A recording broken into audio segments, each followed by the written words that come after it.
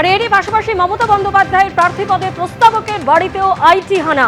Bhabanipur education সোসাইটির trustee বোর্ডের সদস্য মিরাজ শাহের বাড়িতে তল্লাশি চালানো হয়। এলগিন রোডে প্রার্থী মমতার প্রস্তাবক মিরাজের বাড়িতে অভিযান। সকাল 6টা থেকে শুরু হয় এই অভিযান। মিরাজের বাড়িতে তল্লাশি চালান আয়কর আধিকারিকরা। প্রায় 10 ঘন্টা ধরে এলগিন রোডে মিরাজের বাড়িতে তল্লাশি অভিযান চালান আয়কর আধিকারিকরা।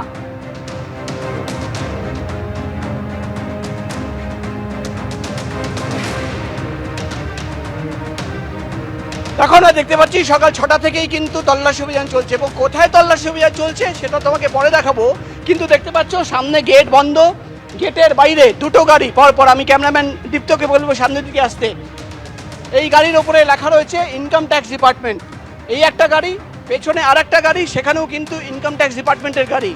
এবং এই গেটের ভেতরে যিনি থাকেন তিনি ব্যবসায়ী এবং তিনি হচ্ছেন ভবানীপুর এডুকেশন সোসাইটির একজন ট্রাস্টি মেম্বার এবং তিনি হচ্ছেন মুখ্যমন্ত্রী মমতা বন্দ্যোপাধ্যায় মনোনয়নপত্র যে জমা দিয়েছেন সেখানে অন্যতম প্রপোজার। হ্যাঁ, একবার আরও বলে দিই, মুখ্যমন্ত্রী মমতা বন্দ্যোপাধ্যায় তিনি যে নমিনেশন ফাইল করেছেন সেখানে যিনি প্রপোজার মিরাজ ডি শাহ, তার বাড়িতে কিন্তু আয়কর দপ্তরের আধিকারিকরা তল্লাশি অভিযান চালাচ্ছে।